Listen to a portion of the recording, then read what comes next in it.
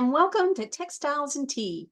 I'm Kathy Group. I'm the advertising manager, and today I get to be your host. We want to thank our sponsor today, Winterstrom Ranch.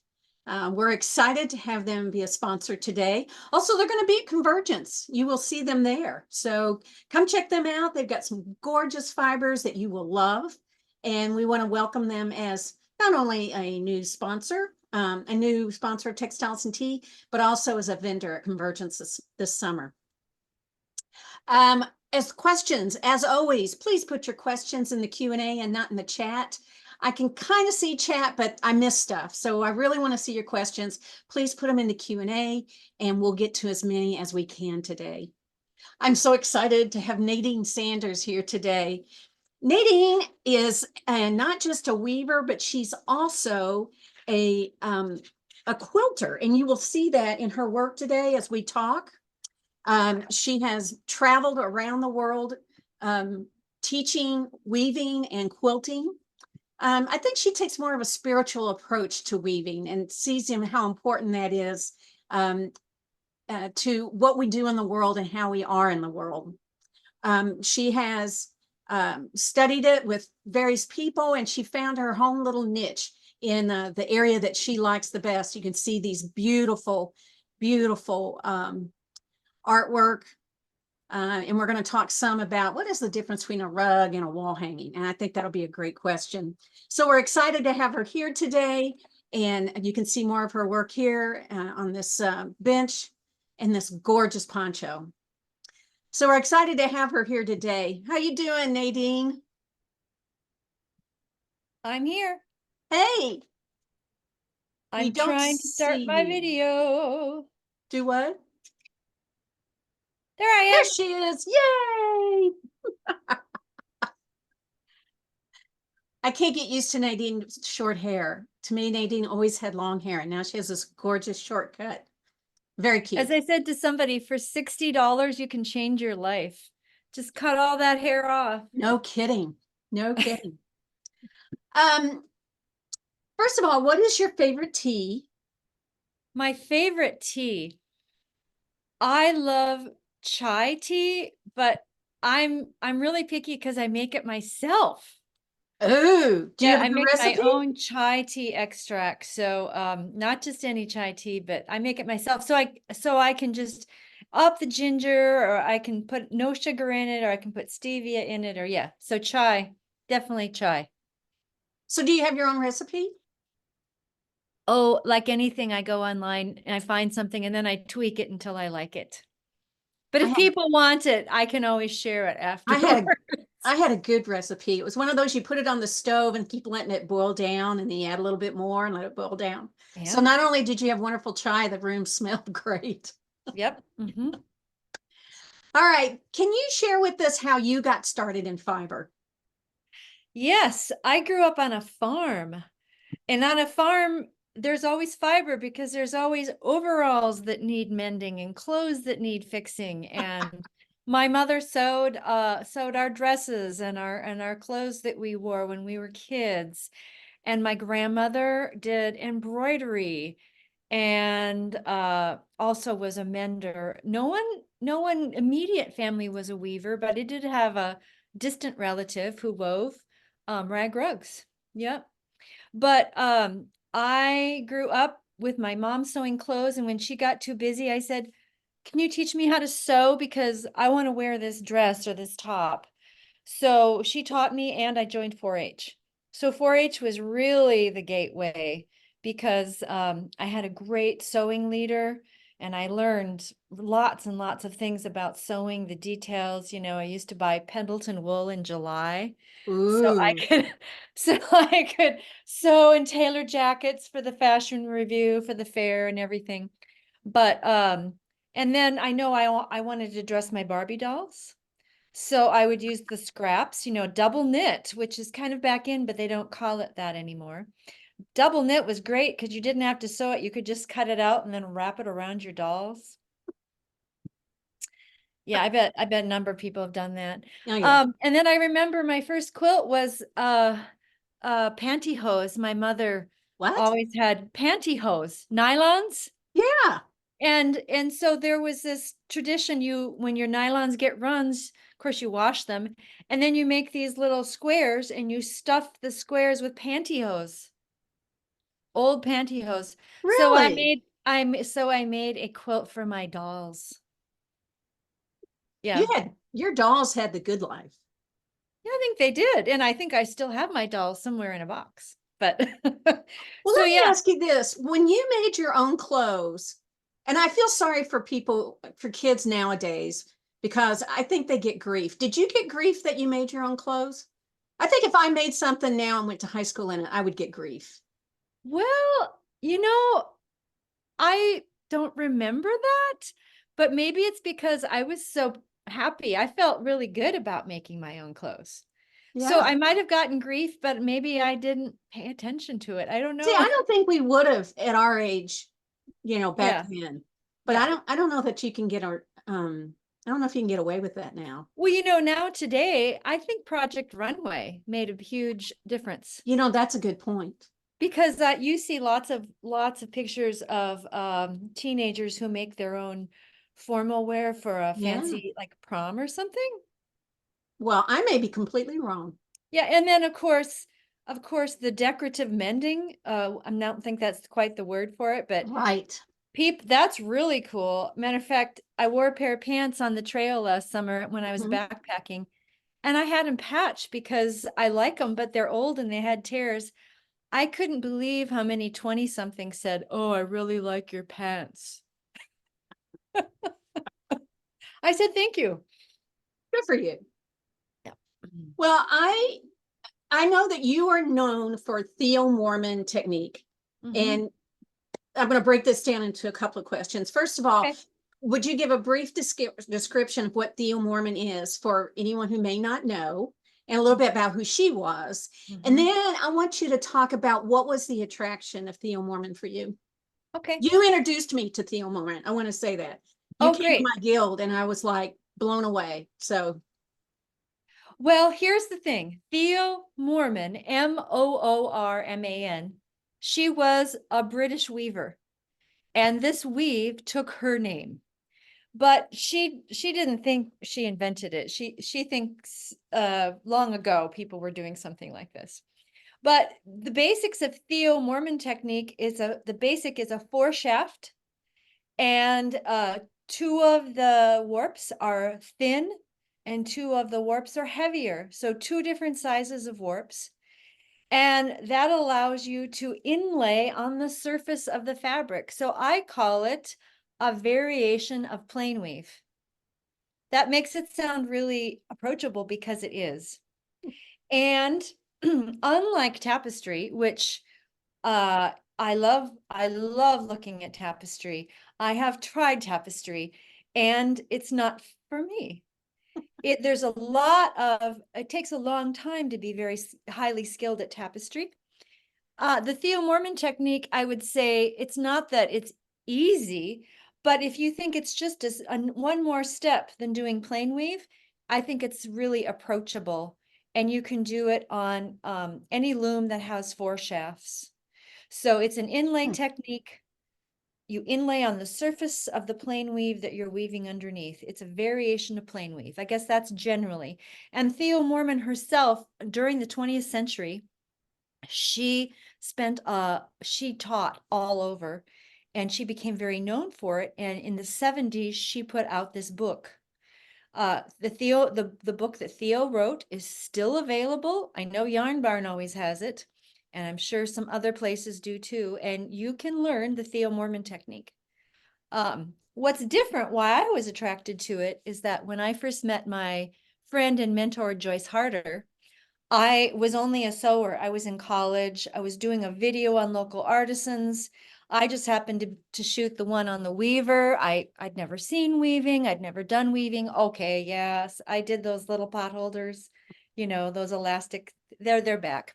But and here's what intrigued me. She was getting pictorial like effects weaving on a floor loom. It wasn't tapestry. It looked like an approachable way to express your ideas. And I think that's when you said, and when you introduced me, you said, I take a more spiritual approach to weaving. Well, I suppose that's true because, excuse me, I'm I'm really interested in expressing my ideas, my thoughts, my experiences through weaving. And the Theo Moorman technique allows me to do that. So I'm not saying every piece I do has this great meaning behind it, but it allows me, gives me a vehicle to do that. So there you go. All right. I met Joyce. I didn't finish that. I met Oh, Joyce. We did a video. Joyce and I hit it off. She was really personable, and she's like, I think you should learn to weave. And she warped an inkle loom and she sent it back to me to my dorm room, and that was the first thing I really wove. I wove an inkle band, and I did an internship with her, and I learned all about her technique. And she was doing mainly liturgical commissions. That means weavings for churches that follow the seasons of the liturgical year. So I was fascinated, but all I had time to do was weave on an inkle loom. So I didn't start weaving until a few years later, after I'd been out in the world at a real job.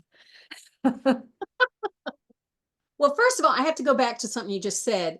Nadine, I don't know who doesn't hit it off with you, first of all. That's the most important thing. Oh, And we want to thank Joyce for, bringing you over to the light and getting you weaving. So thank you, Joyce, wherever you are.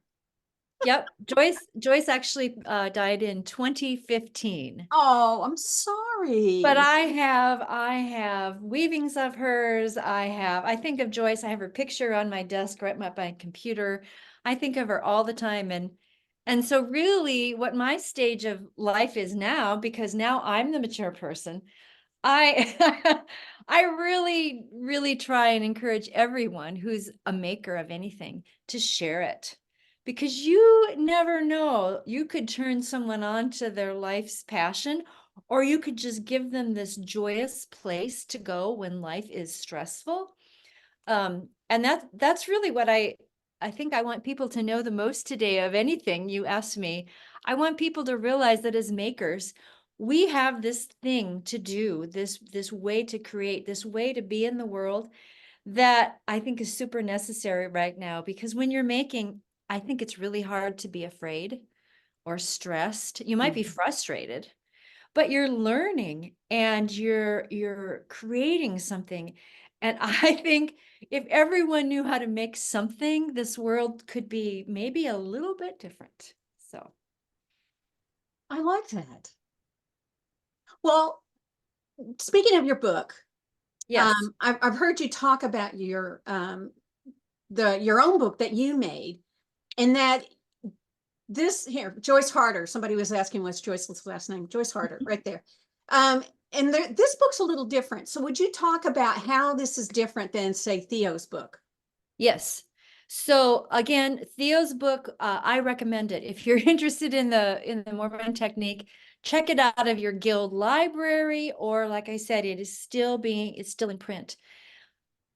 Theo only envisioned her weave being used for wall hangings. Oh, And there one time she did weave a dress, and she didn't really think maybe that was the appropriate use of her technique. But when Joyce Harder, my friend and mentor, discovered the technique, she was embroidering designs on hand-woven fabric. Her husband was a Lutheran pastor, and she wove his stoles, but she then embroidered designs specific for the season of the church year. And she heard about this technique at a guild meeting, I think way back when she lived in New Jersey. And she discovered it and thought, this would be great for my liturgical weaving. But then, because Joyce too was into many kinds of textiles, she sewed her own clothes, and she developed all these threadings, different ways you can use the technique for clothing, wall hangings, pillows, table runners, rugs. So when she wanted to write our first book, which is Weaving That Sings, and it's out of print, but she wanted to show that you can take this 4-shaft weaving technique, change the threading, maybe for the rug, she added a couple shafts, and you can make a lot of different types of things, not just wall hangings. So that's the main difference. Our books help you learn, and you can learn. You don't have to take a workshop, but you can buy the book, and you can learn how to use this technique for what you want to weave. So that's the main difference. Now I want to say one more thing about Theo herself, and she died about 85. I'm a little bit off on that, but around 85. And I made a point to go to England and meet the people that she knew while they were still alive. So I never met Theo, and Joyce never met Theo, but I've had people in my workshops who did meet Theo. She came over to the States and taught. But I made it a point because I felt like, since I'm really singing the praises of this weave structure, I wanted to know more than you could read in her book about her. So I made a point. I met with Peter Collingwood, of course. He was a contemporary with her. Peter Horsfall, who did lots of things with her weave structure, and other folks. So I don't take credit for anything except what I'm doing now with the weaving and quilting. That's kind of my little take on it. But I think it's important, if you really dig into something and go deep, I think it's important to know and find out as much as you can about where it came from. So I didn't realize it was out of print. I've had mine a long time, but the Weaving That Sings is out of print. Yeah. And if you find one, you should buy it, because you could sell it on eBay for good money. no, you should buy it because it's a great book. That's why Well, you should buy it. it's useful. Yes. It's a very good teaching tool. So All right. So speaking of singing, Weaving That Sings, you sing. I And you do. usually start, whether it's a workshop or a program or anything. I mean, you sang when you did Zoom for us, Right. talking about your class, right? Mhm. So talk a little bit about why you do that. And then go ahead and talk about, because I have a question after that, but talk Okay. about why you do that. Well, the minute I walked into Joyce's studio, I was going to college at St. Olaf in Northfield, Minnesota. It's known for its music. Yes, I was in the choir. I was in a bunch of choirs. I was in the choir. I took piano lessons. I also play the violin. I didn't do that in college. But I walked into her studio, and she had her loom in a small room, but behind her were all these yarns in boxes. You could see them sticking out, all these colors. And I saw these colors, and for a long time, I just was watching what she was doing, because I didn't know anything about weaving, and I was filming her. She was pressing things with her feet, and then she was beading, and then she was throwing this thing, which went clickety-clack, the shuttle I'm speaking about. And as I filmed it, I thought, she's making music with fiber and tools. And I'd never made that connection before. When I was doing so much music in college, I didn't major in music, but I was doing a lot of music. I would just couldn't wait till breaks, because I wanted to get home and sew. You know, so I was in the midst of doing all this music, but I didn't have time to make, but on breaks I did. And then when I went to art school later in Portland, I was doing all this making and learning about dyeing and tapestry and everything you can think of with fiber. And I just wanted to make music. So very early on, I realized there's this connection. I love to make things with my hands, and I love to make music, especially with people. I love making music with people. So that's when I first connected that the rhythm of making something really relates to music. The basis of all music is rhythm. If you don't have rhythm, there's nothing. There's nothing. There's pitch and all these things, but rhythm underlies, makes it interesting. So thus, when I went to art school, I really realized early on, when I worked to the end of my program, I must somehow combine weaving and music. And that's what I did for my thesis. I formed a trio of singers, and I found all these songs, as I still do. I still collect songs that have to do about weaving, quilting, farming, because farming's another part. I grew up on this farm where I'm actually sitting here at the farm today.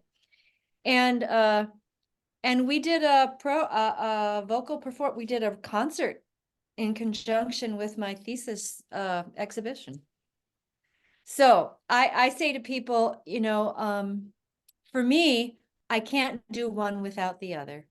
And thus I sing every day when I teach a workshop. I play my violin in the afternoon so people are quiet and silent and focused and trying to understand the rhythm of this new structure they're learning. And I tell people, if you don't like my singing or my playing, I'll be gone in 1 or 2 days. So there you go. You don't have to put up with me for too long. But for those people who liked it, we went on because people really responded to our music. We made our first recording, and with the trio Straw to Gold, we made a total of 5 recordings, and they're still available.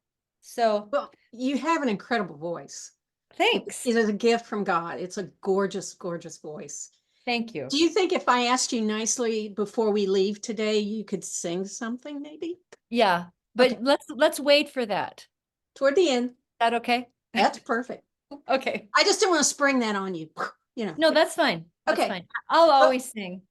Well, speaking of music and weaving, this next piece we're going to look at is called Brandenburg Suite 9. Mm-hmm. And I fell in love with this piece, and I was so glad you have this gorgeous detail of it, because I'm always impressed with anybody who can do shaping and curves. I mean, this piece has depth, it has movement, and weaving is, across and vertical, and it's tough to do that. This piece is just gorgeous with this. I love how you got the depth with the different shading. So anyway, I just fell in love with it. So would you talk about this piece? I will. And don't build up my technique too much, because who we have to thank for the beautiful shading of this piece is the fabric designer, the quilt fabric designer, Stephanie Brandenburg. So the name is Brandenburg from her. Yes, I thought it was like yes. Brandenburg Concerto. Well, yes, I can see how you thought that. Okay. Stephanie Brandenburg is out of Iowa. And the first time I saw her textiles, probably 2016, Uh-huh. I thought, oh, this is the perfect fabric design to use with this. Okay, hold on. It's a really boring long name, multi-layered inlay technique. And that is a variation of the Theo Moorman technique that Joyce came up with, my mentor, Joyce Harder. And she started with using, in the 80s and early 90s, quilt fabric designs were not nearly as spectacular as they are today. So that's the first thing I have to say, is that today the quilting industry has amazing artists that are designing lines for specific companies. So I found this work of Stephanie Brandenburg's, and most of it were flowers, were her images, and then it had this wavy, watery, drippy background. And so way back in 2017, I started playing around with her fabrics. So imagine a panel. Even if you're not a quilter, you know that they come out with pre-printed panels. Fabric companies, and sometimes it's like of wolves, or they have all kinds of things, and people can use them to make quilts or wall hangings. But I didn't want to be like other quilters because I'm a weaver. So I thought, what would a weaver do with this fabric? And I thought, a weaver who knows the multi-layered inlay technique will chop it up. So that's the basis. And this is number 9. So this was probably done about 2019, I think, or 2020. I'm still working on this series. There'll be 32 full-size pieces when it's done, probably by the end of 2024. I have Oh, a warp really? on my loom right now for the last 10. Ooh. But if you want to know more about, I'll just go a little bit into the detail. So what you do is you strip the fabric 1/8 inch or 1/4 inch or 3/8 inch. That's the beauty of working in a series. I had to figure all kinds of things out because weaving and quilting are not the same thing. They're quite different. You know, in quilting, you're always piecing, you're hand sewing or you're machine stitching fabric together. And here, what I was doing is cutting up usually 2 panels, not always. And there's all kinds of things I do to the fabric now. I stiffen it. Who knows? There's lots of things I've tried. And then you inlay it row by row by row. And on the surface, you can see the border. Do you see that multicolored yarn border? So those are all the main colors that were in the fabric, and I inlay that border with yarn. At the same time, I'm inlaying the fabric strips. Mm. So you can do lots of inlay, and my current series has more, and that takes hours and hours and hours. So now I'm inlaying abstract large leaves with lots of yarn, and the fabric is the background. So sometimes there's 3 layers in this. And when I get done with it, then that's just part of it. I block it because that's something I learned about from Joyce. And then I thought, oh, I need to block these. Lots of quilters block things. Then I add silk borders, and then I machine quilt them mostly on my big long arm. So I'm like drawing with a movable machine, and I highlight the lines or the things on the fabric that I think should stand out. There's several layers of batting. I embellish later with beads, and lots of times I just make up things to embellish with because I did not learn to embroider from my grandmother. I learned everything I need to know off YouTube. So for embroidering or embellishing or whatever, I just make stuff up because I want things to pop. And I've been adding beads. This was very timid. This winter I sewed beads for hours. I have 5 packs of beads on one now. So it's a great journey, and the shading comes because there's some great fabric designers out there. Mm-hmm. Yeah, and I'm actually going to teach this. I've taught it before a long time ago as a project workshop. I'm going to teach it as a sampling workshop to the Tacoma Guild next spring, I think. Oh, Yeah. cool. So, The next one is another one of the Brandenburg yep. series, this next image that we have. Mhm. And it seems like one of the thing in common is that you do the quilt. So I'm curious, what do you think quilting has in common with weaving? And what is the biggest differences? And I don't mean just in technique, but Yes. kind of overall. What do you think? Yeah.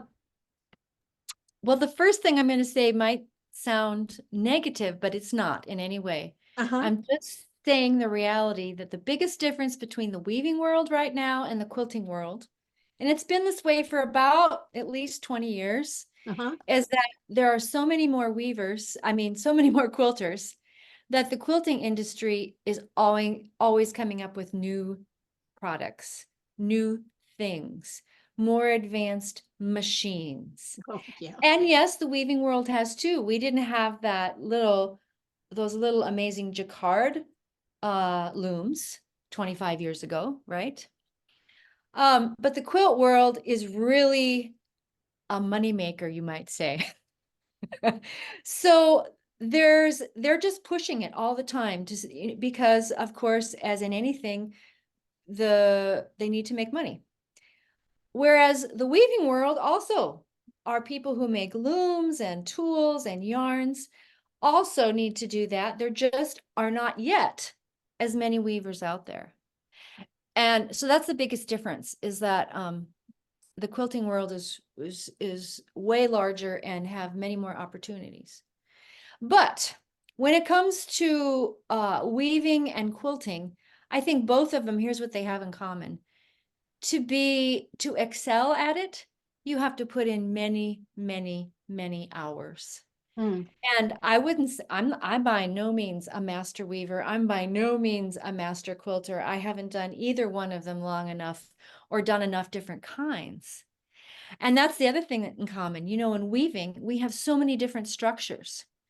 We have different kinds of looms. We know some people who just love working on their 48 shaft compu dobby, and others who like working on their inkle loom, right?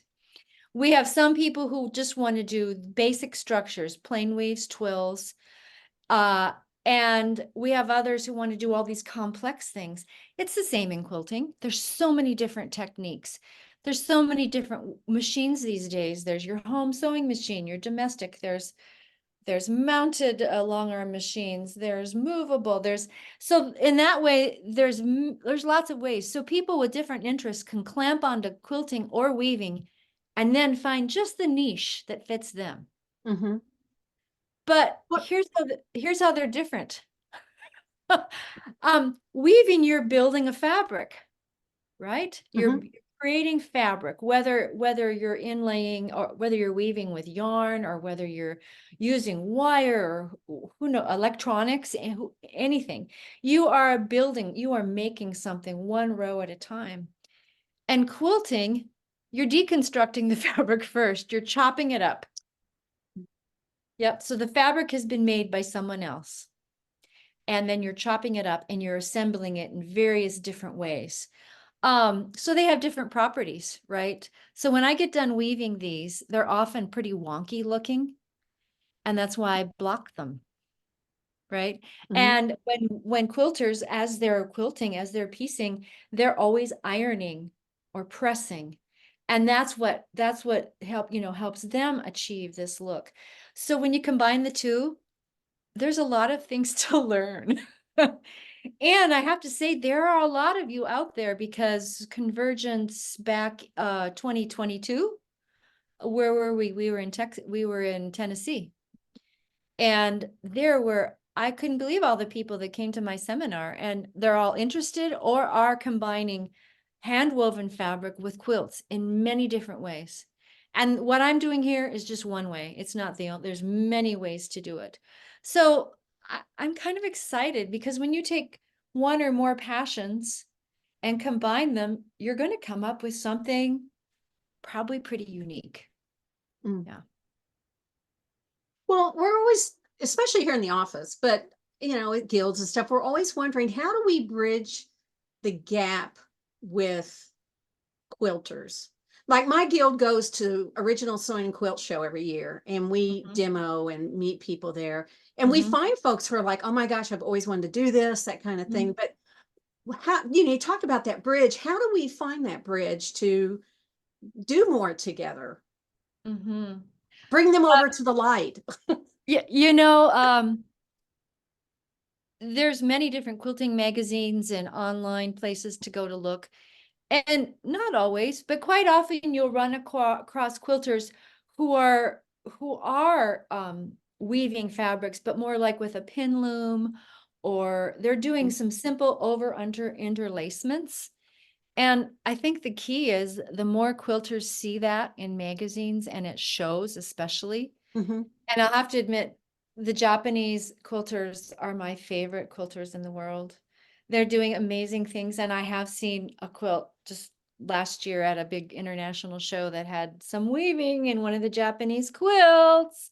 And I'm like, oh boy, people have to often see things and then people talk about it. So I'm actually not teaching quilting. I haven't ever taught a quilt workshop. However, you know what? I'm going to because I am starting to enter these pieces into quilt shows. Oh, And okay. eventually I just think I need to start offering it to these, like weekend craft shows and things. There's one in my area in California. I just found out about another one today. So how do you bridge it? Those of us who are working with weaving and quilting, maybe we're both in different types of guilds. We have to talk about it. We have to show it.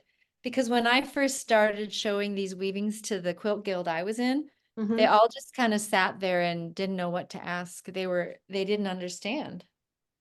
And now they know, oh yeah, she's a weaver, so she always puts hand woven things in. You know, it's tooting your own horn. I like that. I like that. That's good. But Good. here's, and I think about it a lot. I think about it when I'm walking long miles on the trail backpacking. Um, a long arm machine, which is a big frame, and then a movable machine, which people quilt with. It has many of the same aspects as a loom. It's got beams on it that which you roll quilt tops and batting Wow. and things, and it has breaks so you can tension and tighten. So I'm believe me, I'm not the mechanical engineer, but I know people in the weaving world who are. And I know a company I'm going to talk to, matter of fact, at Convergence this summer, who I approached them last time, and I didn't have it thought out enough. So I think if we could find a way to get quilters, and a lot of them have big long arm machines, I think if there is a way for them to do simple weaving without having to buy a loom, I think some of them would start to weave small pieces of cloth to use in their quilts. Or buy an inexpensive one. Oh, right. There's many used ones. Yeah. And there's going to be a So, bunch of those at Convergence. okay, I didn't A know lot that. of, oh yeah, a lot of the small loom Yeah. everywhere. You'll see them. We'll And talk. here's one more thing, I think, is when you think about HGA and how are we going to reach out to people doing other things with fiber. In the art world in general, especially with painters, more and more people are using fabric in their fine art paintings. Super interesting. And you get people out there like Faith Ringgold, who died recently. Yeah. You have you have Bisa Butler, who's a African American woman who does these amazing pictorial I quilts love her work. Oh, showing strong representation of her culture in America.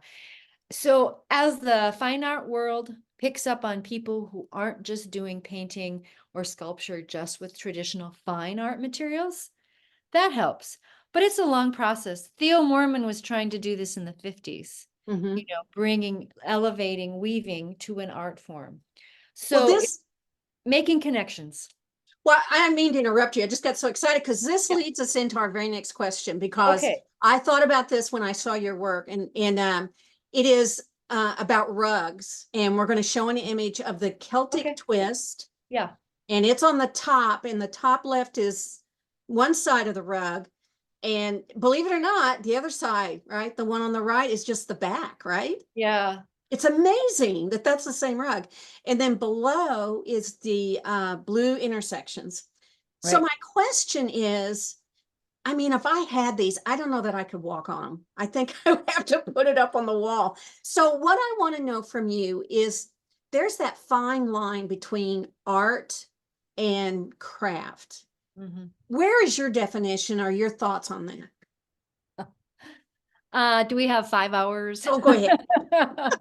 First of all, let me say that the top one is a variation of the Mormon technique that uses 6 shafts. And Joyce Harder didn't create it, but she took it and went further with it than another weaver had done. The one on the bottom is Theo Moorman using 4 shafts. And then since I'm comfortable with dyeing and the backs of both of these, or the ground you can see on the bottom is a dye painted cotton sheet. And on the back side of this other one on the top is also, it's like 2 different dye painted cotton sheets done in different scales. So the simple thing I can say is you caught me, because if you say you don't want to walk on them, Kathy, then I failed in my design. Because I think if you want to have a rug, you need to invite people to walk on it. Right? Mhm. So if this looks too precious to walk on, then I didn't do my job. However, here's the thing. Many rugs you see these days are often designed by designers, painters or designers, and then companies buy that design and they put them on rugs. So there is a lot of pretty nice artwork being walked on today. But number one, right away, then I would say, okay, I shouldn't have put anything in the middle of these. This inlay with yarn should have been in the borders or something like that. So that's one thing to consider. And I urge people to do that. If you want people to walk on your rug, you better create a design that invites them. And maybe this doesn't do it. So I might have failed, which is fine.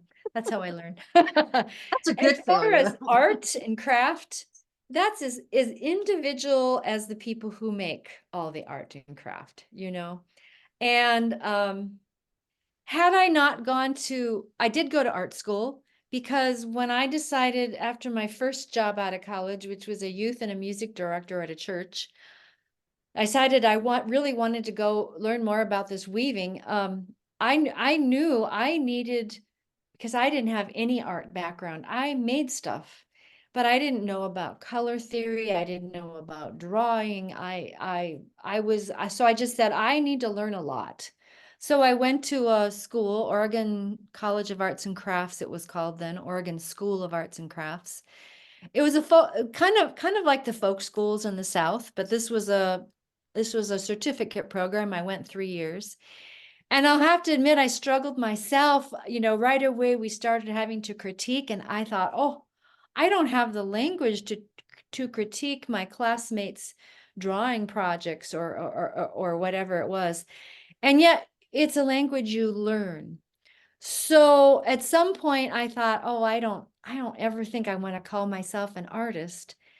But I think because I went and I was exposed to art history and craft history and all this, it gives me so much more to draw on, and it gives me so much more to appreciate. So whether you call yourself a maker, a crafter, an artist, that is you. That you have to call yourself what you feel good about. But because I went to art school, yes, it does make me better at designing, which is what the Theo Moorman technique requires, good designing. But I just appreciate everything about the world more. When I travel, and my husband and I love to travel, we spend hours in museums, and I get so much out of it. How did this painter, how did they use color, and how does this sculptor, how did they use negative space and line? And it just, for me, it makes the world so much more interesting. So I can't tell you what your line is between craft and art. For me, I appreciate art so much. And when did I decide to call myself an artist? I suppose sometime during those 3 years of art school. But it doesn't matter if you've gone to art school. There's many weavers out there who are much better weavers than I am, and they never went to art school. So I think that's a personal thing. And if you are making work that pleases a lot of people, it doesn't matter if you call yourself an artist or a maker, it's doing its job. Yeah. Well, one of the things that I really loved about you as I was doing my exploration and looking at all this stuff is that you really are an explorer, that you seem to find something and just kind of keep going. And you've even talked about it. You go on layer after layer and you really get into it, whether it's traveling to England, know more about Theo Moorman, or expanding and, push those limits, go outside the box, whatever you want to call it. So has that always been your approach to life, or is this something that you developed as you got older? Or because not everybody's like that. So No. First of all, I'm grateful for my parents, because I grew up on a farm where every day you can go explore something new. Every season has a different pace of life. And since my parents mostly worked, I tagged along when my dad was outside feeding the cattle or baling hay. From a little kid, I was tagging along, and then maybe eventually I became useful. And I think you can't be in farming without being curious and, okay, how am I going to fix this? Well, what am I going to do now? Or the market has gone down. So now what am I, farming is quite a all-encompassing business. It's not just putting seeds in the ground. It's marketing. It's all kinds of things.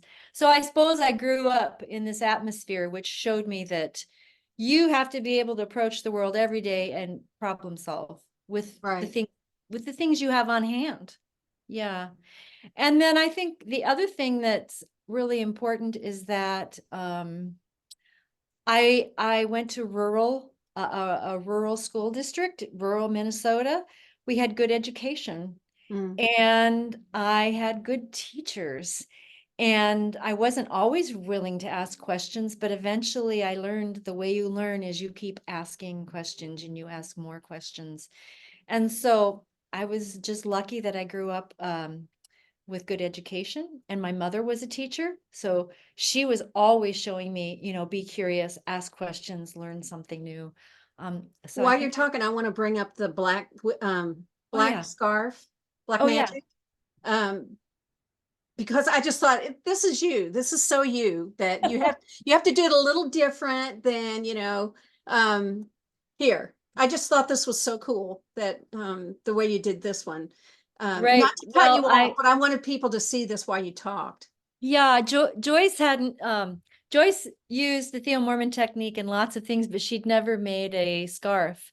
So when we went to write our second book, and expand on the new things we'd learned about Moorman, I said, what about a scarf? I've always wanted to make a holy scarf that has round circle inlays. So the grid of the loom, which we mostly think of as grid-like structures, but then circles, which you can inlay with the Moorman technique.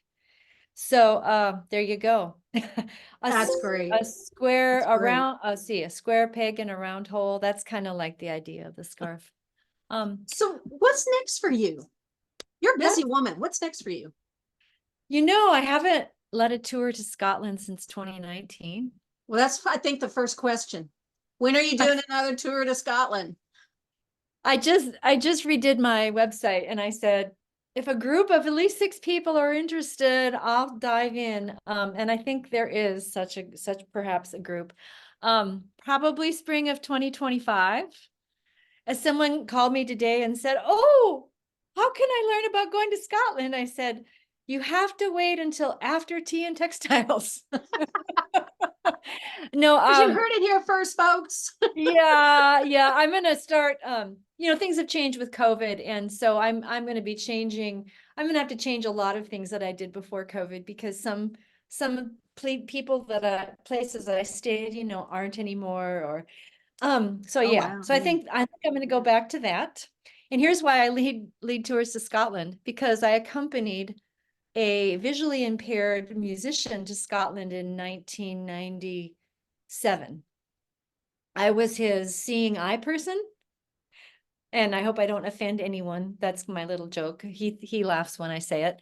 And after a few weeks, we were going to go to all these music festivals and meet all these musicians, and I was helping him get around because at that point you couldn't take a guide animal to Europe without it being quarantined for a long time.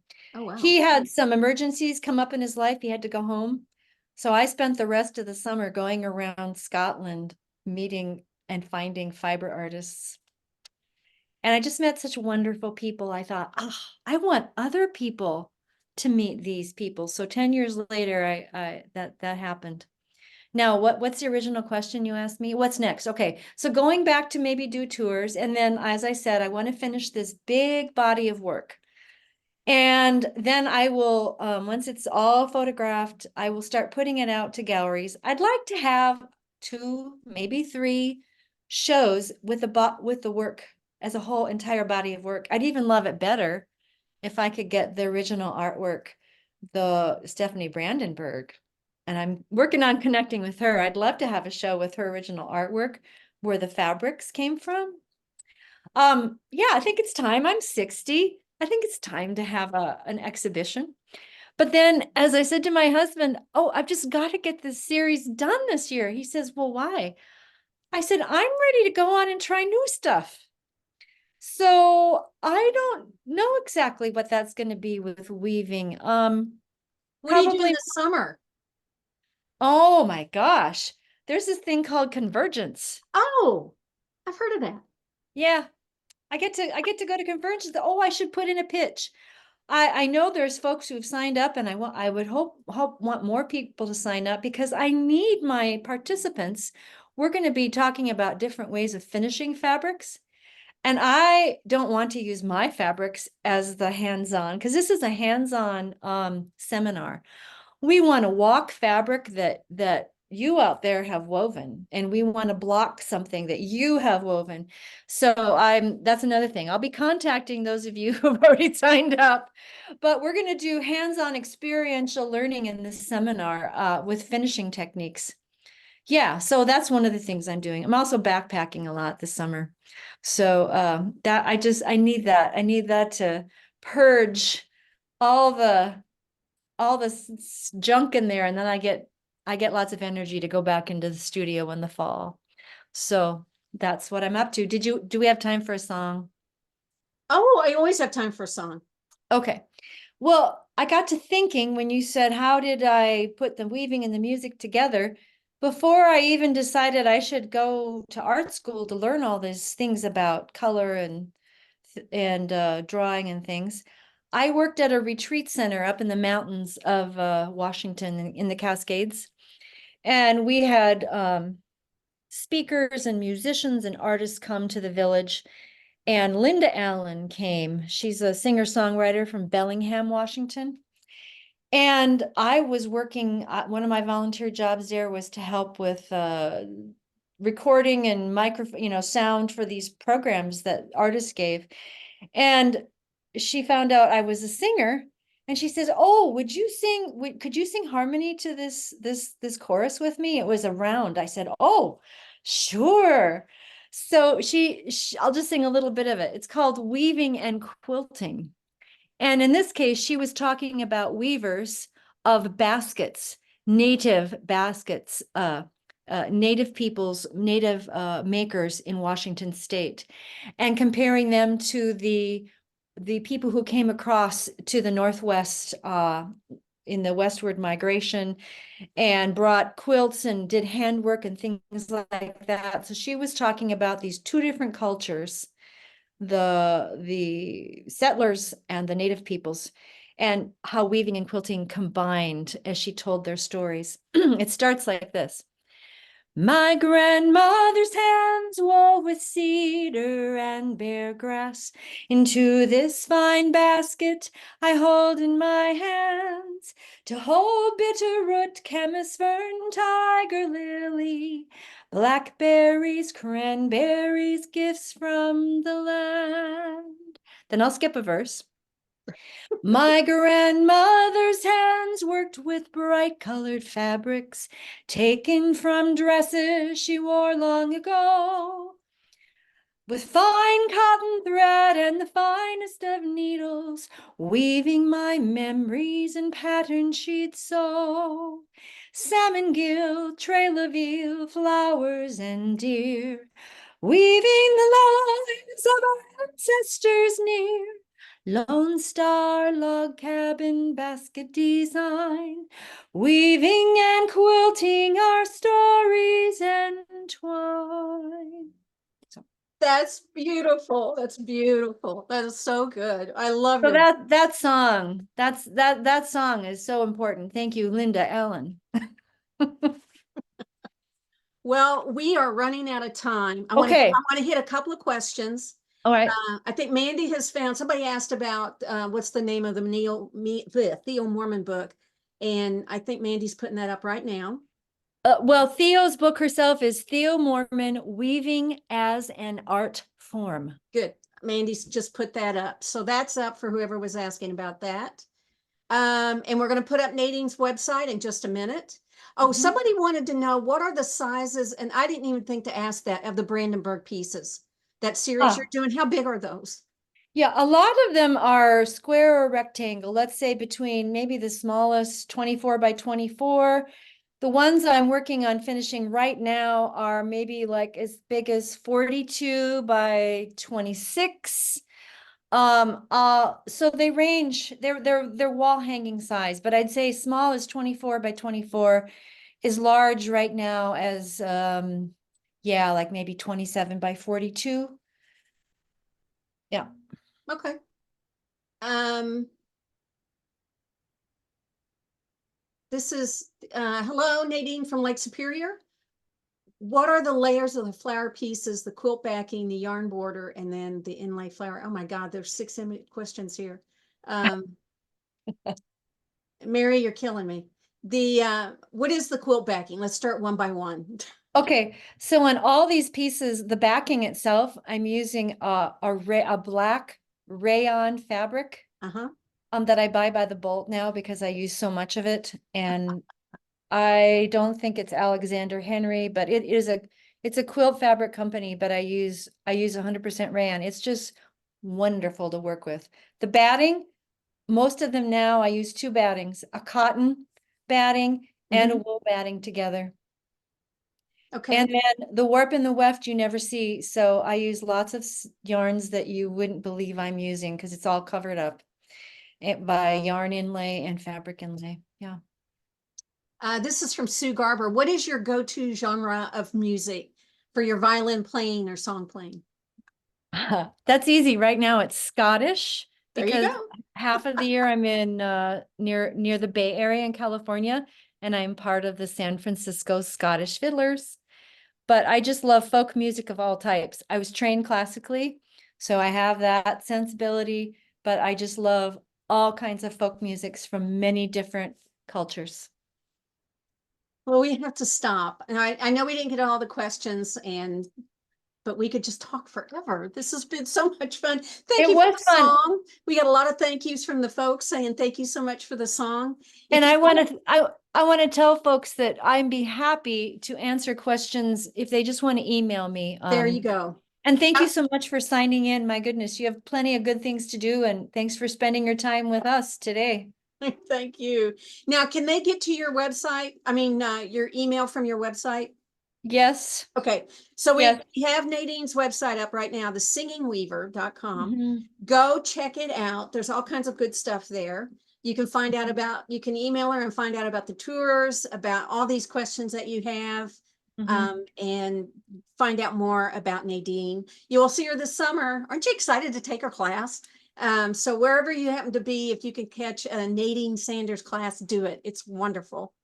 And I'll see you at Convergence. Yes, I can't wait. Thanks, I want to hear you Nancy. sing more. You know, You we do? have a stage at Convergence. We'll have to talk. Oh, we'll Um, talk. I do want to thank our sponsor. Speaking of Convergence, Winter Strom Ranch, and I do want to thank them for a couple of things. One, they have sponsored Textiles and Tea today. But the other thing I'm really excited about is that we've always heard people say there should be a place for people to gather and sit and spin or crochet or knit or weave or whatever. And Winterstrom has stepped up and they're going to sponsor we're going to call it a fiber spa. There's going to be a place in the vendor hall where you can come and just sit, spin, weave, knit, whatever you want to do. So we look forward to you seeing you in Convergence. It's a place to come and gather. You'll see it in the gallery guide. It'll list where it is, and it's right next to the Winterstrom Ranch booth. So thank you, Winterstrom, for stepping up for 2 things and sponsoring Textiles and Tea today. We do appreciate it. If you would like to sponsor an episode of Textiles and Tea, please go to the website and go to Textiles and Tea tab, and you can see where you can purchase a sponsorship. But again, thank you. We appreciate that. We want to thank everybody for coming to Convergence, and those of you who are still thinking about it, get your room into this week when there's no longer the discount for Convergence rooms. We still have rooms at the Drury. It's a lovely hotel. I love it. It's an older hotel, but it's just beautifully refurbished inside. It's gorgeous. You will love it. There's rooms available. Call and make a reservation. If you have any problems, give us a call because sometimes there's some glitches in there. But if you have any calls or maybe there's no room on a certain night, give us a call and let us see if we can help you with that. But Friday is the deadline. After that, there's no discount rate for the Convergence. So jump in there and get the room. It's within walking distance of the conference center. It's right across the street. You can get a shuttle from the airport to and from your hotel, and the rooms are $129 a night, free parking, and a breakfast. So it's a great deal. So those of you who are driving, you can drive right there and you can shop more because you can put it in your car.